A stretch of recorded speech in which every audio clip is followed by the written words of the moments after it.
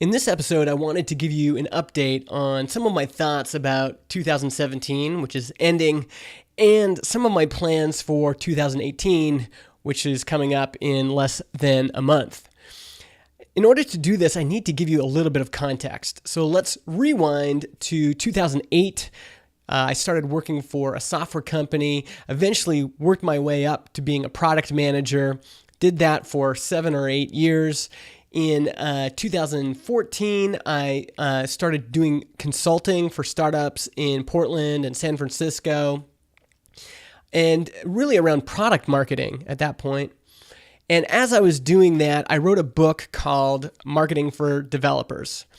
It did so good that I felt like, you know what, it's time for me to go independent. It's time for me to leave employment behind, stop doing full-time consulting, and just focus on making things for, I thought, software companies, startups, and maybe independent makers.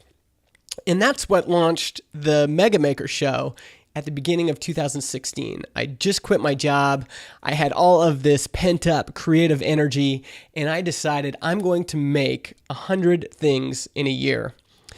And in retrospect, when I look at it, I realize, man, that was a little bit of a midlife crisis. It was very disorganized.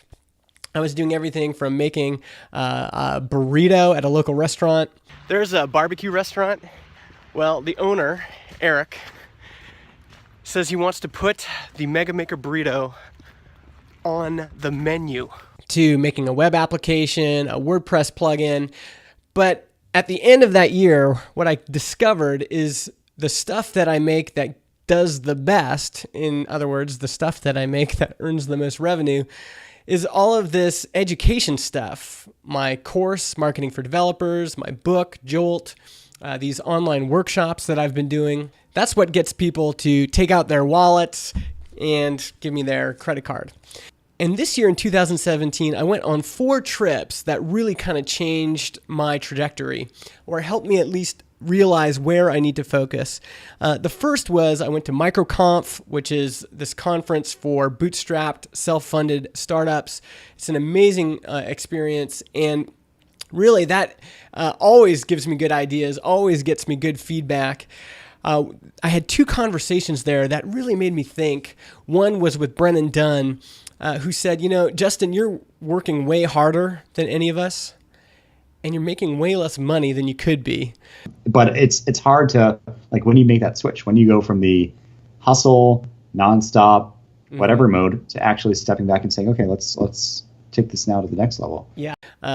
And then my friend Tisha, who has a really successful software company called Optimize Player, said, you know, I'm a big fan of yours, Justin. I've been following your podcast since you launched it in 2008. You know, I read all your blog posts, but right now you're offering things for the low end of the market, people starting out, but you have no products or services for people who have established businesses, people that are making good money already.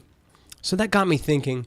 And then I went to this retreat in Breckenridge, Colorado. It was organized by Sean Blanc, by Sean McCabe, by James Clear. And that retreat, because it was just solo founders like me that were, you know, doing their own thing, we each had a chance to be on the hot seat, and people could basically just criticize our business and critique our business. And I found that whole experience really helpful for people to kind of tear me down a little bit and really see where I was lacking, what I was missing. The third thing I did was I spoke at Laracon in New York City. I was invited by Taylor Otwell, who I was introduced to by Adam Wavin. And that talk, where I was teaching these developers how to come up with good product ideas, there was one piece of that talk that really resonated, which was this idea of before you code, build a landing page first. Before you start coding, before you do anything, create a landing page with an email sign-up form. And I've since incorporated that into a workshop, a landing page workshop, and it's been really successful. A lot of people have found it very helpful. I'm also using it in my coaching calls, my one-on-one coaching calls, and especially for folks that are just getting ready to launch. I have a series of prompts that I take them through that's been really helpful. And then the fourth thing I did was I met up with Paul Jarvis and with Jared Drysdale. We've been doing this weekly mastermind meeting for 5 years, something like that. And we've kind of gotten to know each other by meeting week after week. And again, we had this time for these two guys who know me kind of better than anyone else to really kind of critique what I've been doing and give me ideas on where I should be going. All of this to say, that's a big intro, but all of this to say, I've been thinking a lot about how I can improve my business in 2018. And, I've been able to test out some of these ideas. I can see the things that have worked, and I can see the things that haven't worked. And so, and the fifth thing that happened, this wasn't a conference I went to, but my search results got destroyed by an NBA player named Justin Jackson. And I think there's actually another draft in line who's going to be joining the NBA right away, another Justin Jackson. So if you search Justin Jackson on Google, I am very low now because these professional basketball players are they just taken over. And so people were saying, man, I can't find you on Google anymore. And I realized I really need a brand umbrella. And actually the other criticism I'd had is that I have too many brands. I have Tiny Marketing Wins, I have Marketing for Developers, I have Jolt, I have Mega Maker. And I decided, okay, I'm going to choose one brand, and that brand is going to be Mega Maker. And so if you go to megamaker.co, it's no longer just a landing page for my podcast, but it is actually the name for my company. I recently tweeted out this quote by Leo. He said, "One thing that's easy to forget, you're not just competing for attention against direct competitors, you're competing against everything else your users are thinking about." And I kind of quoted that tweet and said, this is what we're going to do at Mega Maker. We're going to help companies get more mindshare. And then my friend Robert Williams said, whoa, wait a second. You haven't talked about this much. Are you starting an agency? And so I promised I would publish this update to just kind of describe some of the ideas I have for Mega Maker in 2018. You've heard the background. Now, what am I going to do about all of that? How am I going to focus my energy in 2018? How am I going to improve what I'm doing?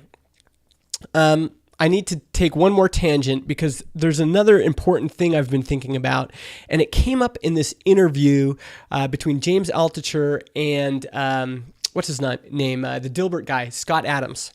And in that interview, Scott Adams describes this idea of stacking up or combining 3 or 4 characteristics. The idea is that there's folks like Tiger Woods who are just born to be, amazing at what they do. He was born to play golf, and that's what he does. But for the rest of us normals, we have 3 or 4 things that we're pretty good at. And so Scott's example is that he's a pretty good cartoonist, he's pretty funny, and he was an okay office worker. Now, separate, none of those things are particularly unique. There's lots of people that are pretty funny, there's lots of people that are okay at cartooning, and there's lots of office workers.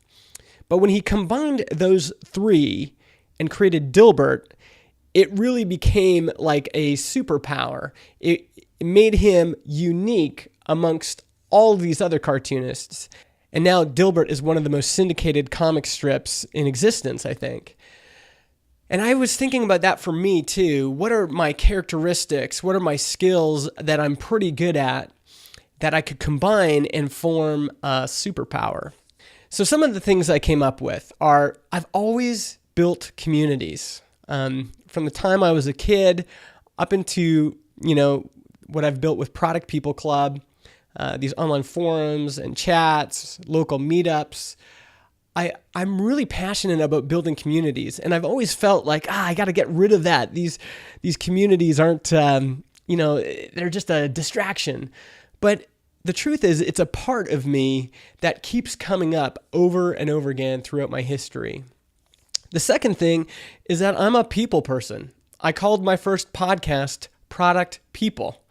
Even though I'm a tech guy, even though I've got this super nerdy past, I'm really, really into human beings. And I sometimes try to ignore that piece of me and just, sit in front of this screen and work and be creative. But it is a core of who I am. I'm really good at networking. I really enjoy getting to know people. I enjoy making phone calls. I enjoy giving a talk in front of an audience. And so this is a characteristic about me that I just can't ignore. The third thing is I'm into marketing, but I'm different than my friend Lars Lofgren. Lars is really into really quantitative research and really applying tactical and technical marketing strategies. And I can do that stuff. I can set up Google Analytics with campaign information. I've written a book on that. But what I'm really good at is helping founders and products and companies get attention. And even thinking back to the original Mega Maker show, that was about me doing something new every week. And the idea was, I'm going to get a bunch of attention on this thing. I'm going to get a bunch of attention for this thing. I'm good at it. And that's something I would like to incorporate into my new company, Mega Maker, as I go forward. So, after having said all of that, here are some of my ideas for Mega Maker in 2018. Number one, I'm going to be doubling down on community. So right now I have the Product People Club. I've just renamed that Mega Maker Club. I want to have less brands and a more unified focus. So Product People Club is becoming Mega Maker Club. You can see it at megamaker.co/club. And this is the forums and chat that have been running since 2013. We've had amazing alumni come through, like Sam from User Onboard, Ryan Hoover from Product Hunt was in the original chat, Addie Pinar, all sorts of great folks have come through. And to this day, it's an amazing group of people that's been really helpful for me. Well, I want to expand on that membership. And so in 2018, one idea is I'm going to take Tiny Marketing Wins, which is a product I launched this year. It's a weekly marketing tactic, and then an archive, a library of marketing tactics. And I'm going to incorporate that into the community. So level 1, you just get forums and chat. But level 2, you get all of these marketing tactics and then a new tactic every week. Level 3 is going to be all of that stuff I just described, plus these live events I've been doing, these live workshops. I just finished doing 2 landing page workshops, and they went really, really well. And so for $99 per month, you can get everything I've just described and all in one package. And so that's my plan for the Mega Maker Club. I've also been experimenting with offering services again, small consulting engagements. And one of the ways I've been doing this is these paid landing page teardowns. If you go to landingpageteardown.com, you'll see I've got a list of public teardowns I've done, but people are always asking me to do these for them privately. They don't want them published on the internet. And so for $500, people can order a private landing page teardown where I go through their landing page, I give them a bunch of real-time advice, and then they get the recording plus all of the files and a bunch of notes that they can use. And I've sold a few of those already. I just told a few people about it, and they bought the spots right away. So I'd like to do other small consulting engagements like that, where I'm helping companies increase their mind share, helping them get more attention for their products, partly by doing these weird internet stunts that I've become known for. That's the other thing that I think I ignored, is that I really like doing this weird internet stuff. I just asked people what I should have as my Twitter bio, and Internet Stuntman was the winner. So I think there's something there that I'd like to explore with Mega Maker. It's something that you can't get anywhere else. Other folks can help you with SEO. Other folks can help you set up your Google Analytics. But what am I uniquely gifted at? It's getting attention, and specifically getting attention for these different products. So I'm going to be testing out a bunch of things. One thing I'm doing as a test is this new Mega Tools YouTube channel. If you search that on YouTube, you can see it.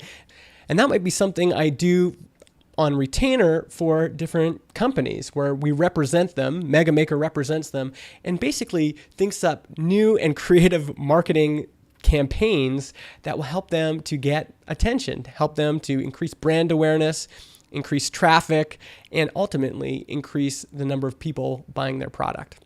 So that's it for now. Stay tuned for more updates. Of course, all of these things are in motion and will eventually become more solidified as I do little tiny tests and try to get tiny wins.